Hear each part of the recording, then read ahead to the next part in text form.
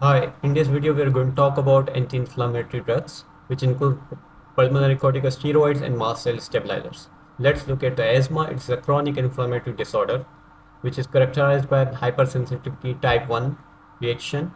It includes inflammation and bronchoconstriction. Signs and symptoms include cough, chest pain, wheezing, chest tightness. There are four types of asthma: atopic, intrinsic, which is non-atopic, aspirin-induced, and exercise-induced. Let's look at the pathogenesis of asthma. Whenever the allergens or the bacteria or viruses, such as in intrinsic non-atopic asthma or allergens in atopic asthma, are picked up by the dendritic cell in the epithelium of a respiratory tract. So these dendritic cells are antigen presenting cells. They migrate towards the nearby lymph nodes. They shows or they present these antigens towards the T helper cells over MHC class 2 molecules. So these naive T helper cells basically differentiate into T helper 2, T helper 1 and T helper 17. The stimulation by the dendritic cell towards naive T helper cells is caused by the CD28 and B7 markers. So whenever the differentiation of T helper cells into T helper 2 causes release of interleukin 4 and 5. 4 causes the B cells to differentiate into the plasma cells that will release IgE antibodies. These IgE antibodies causes coating of a mast cell surface. So whenever the person is allergen or whenever person is exposed, second time exposed towards the allergen or certain viruses, bacteria, so they are again picked up by the dendritic cell. They present towards the mast cells or over their surface by binding towards the IgE antibodies, which causes mast cell degranulation that causes release of histamine. Histamine binds toward the H1 receptors on the bronchial smooth muscle in respiratory tract that causes bronchoconstriction, which is the first or the second we say characteristic of asthma. While the interleukin 5 causes the eosinophil chemotaxis as well as the eosinophil activation. The T helper 1 and T helper 17, which are also differentiated from naive T helper cells, causes the inflammation by causing chemotaxis of neutrophils and macrophages, which will release certain cytokines such as prostaglandins or leukotrienes. So look at the drug classification. First of all, we have done the bronchodilators, which basically relieve the symptoms of bronchoconstriction by giving beta 2 agonist or muscarinic antagonist. While for preventing inflammation in management of asthma has three basic steps. First of all, we can give certain agent that causes the decrease in the synthesis of T helper cells or decrease in the differentiation of T helper cells, decrease in the production of cytokines, or we can give the certain agent that causes bind towards the IgE antibodies, preventing it from attaching toward the mast cell surface so that mast cell will not be activated.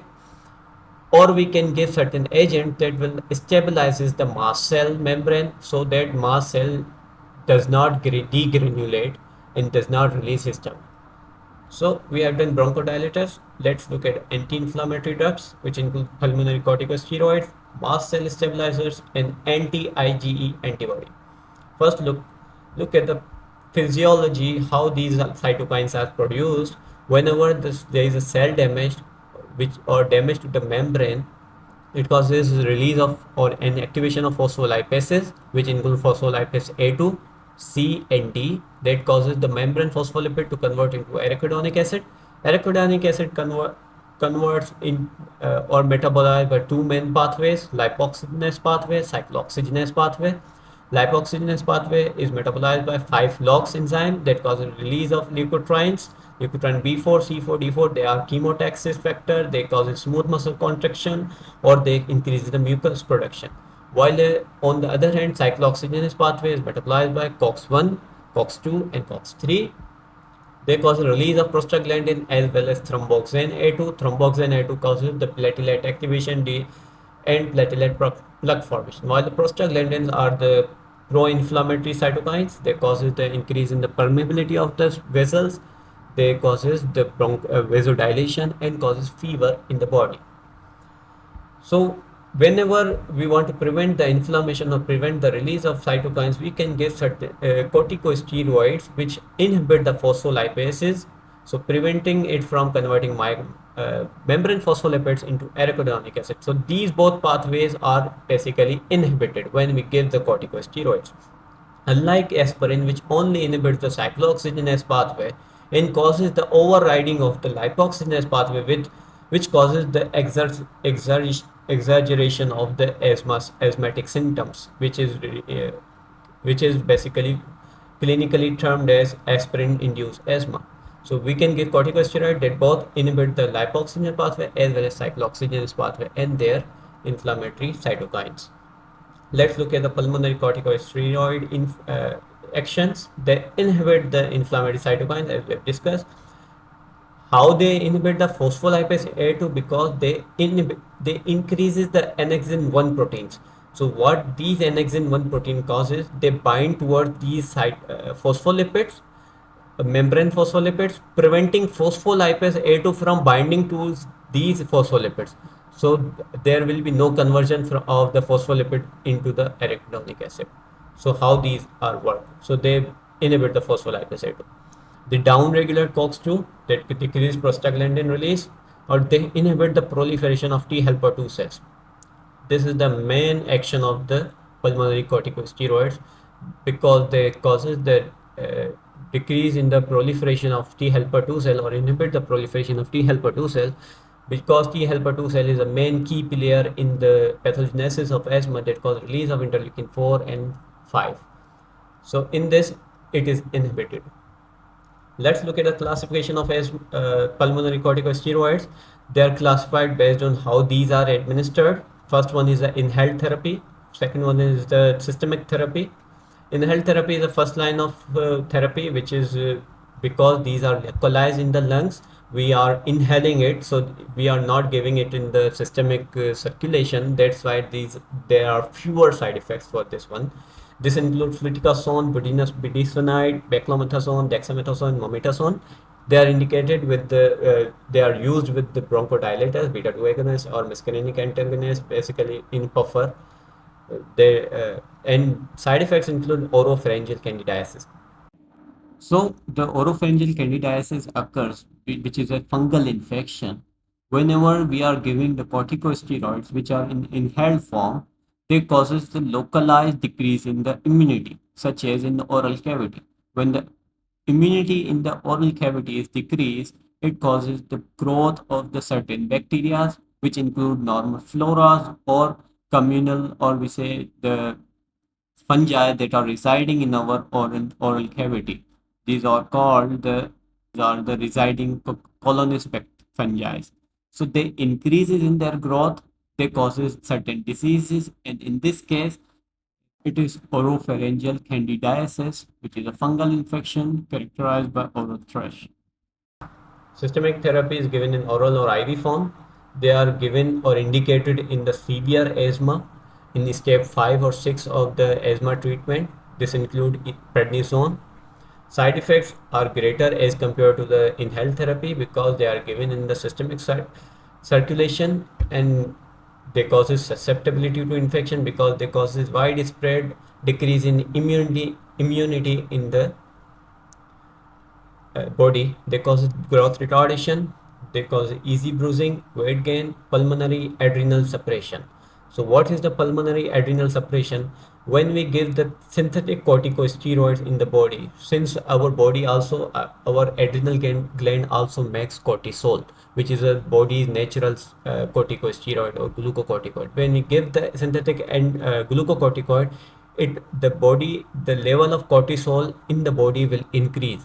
This causes the negative feedback over the pituitary gland that causes decrease in the release of ACTH, adrenal corticotropic hormone, or CRH, cortico-releasing tropic hormone. So when these are not released, so the natural cortisol present in our body produced by the adrenal gland is decreased in quantity, and that lead to the adrenal suppression or adrenal insufficiency.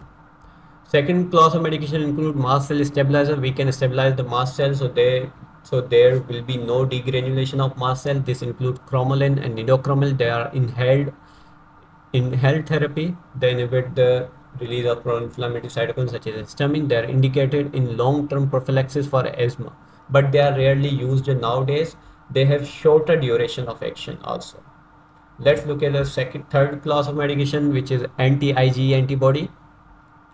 This include omalizumab, which is given in subcutaneous form. Whenever there is a IMAB in the last of or the suffix of the any drug, it indicates that it is a monoclonal antibody. So they bind to IgE antibodies in the bloodstream, preventing it binding from on the mast cell surface by binding it to on the FCER1 receptors on mast cell surface, preventing degranulation.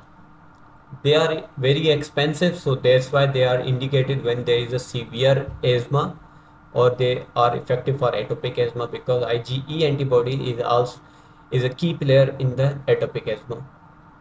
Side effects include susceptibility to infection because we are decreasing the body's antibody. So there will be some other allergic reaction or increase in the parasitic, or increase the risk of parasitic infections. There is a pain, redness, and swelling at injection site. So we want to make a simple and fun mnemonic that will help you efficiently memorize and retain all these pharmacological facts. Let's start with the cell board with a large mast of our mast cells. On the bow of the ship is our corticosteroids. Since they all have sun in their name, let's use a group of boys to represent them. First, let's have two boys of doing math problems on a whiteboard for dexamethasone and beclomethasone. The mother is playing flute for her son, which represent mometasone and fluticasone. Lastly, there is a pair of conjoined twins who are best buds for budesonide. They are surrounded by misty fog to help you remember they are inhaled corticosteroids. Next is a boy dressed up as a shark, the most fearsome predator of the sea, for prednisolone. In the shark costume, mouth is an IV bag to help you remember it's a per oral or intravenous medication used for systemic treatment. For side effects, let's have a candy mushroom by inhaled corticosteroids, since they cause oropharyngeal candidiasis, which is a fungal infection. For systemic side effects, we have a tiny elf for growth retardation, and he is eating handfuls of sugar for hyperglycemia. This makes him kind of fat, representing weight gain, and he bumps into things a lot. So he got a black eye to represent easy bruising. For next group of drugs, let's look at the middle of the board, which is full of holes. These holes allow inflammatory mediators to be released from mast cells. So let's put two chrome plating over these to represent chromolan and nidochromal. The two drugs that block mediator release, however, they nailed on rather poorly, and it looks like they are about to fall off. So remember, they are very short acting and rarely used nowadays. Finally, at the POW is the engine that starts or activates our mast cell board, but resting on it is a giant lizard with an omega sign on its back for omalizumab. This lazy lizard is preventing mast cell activation, and it's sneezing uncontrollably to help you remember it is effective. It is very effective in atopic asthma. He is resting on top of pile of cash, which is because this drug can be very expensive. On his rump, there is a big red bump with a band-aid on it to help you remember there can be painful swelling at the injection site. Thank you for watching. Like, share, and subscribe this video or this channel. We'll see you in the next video.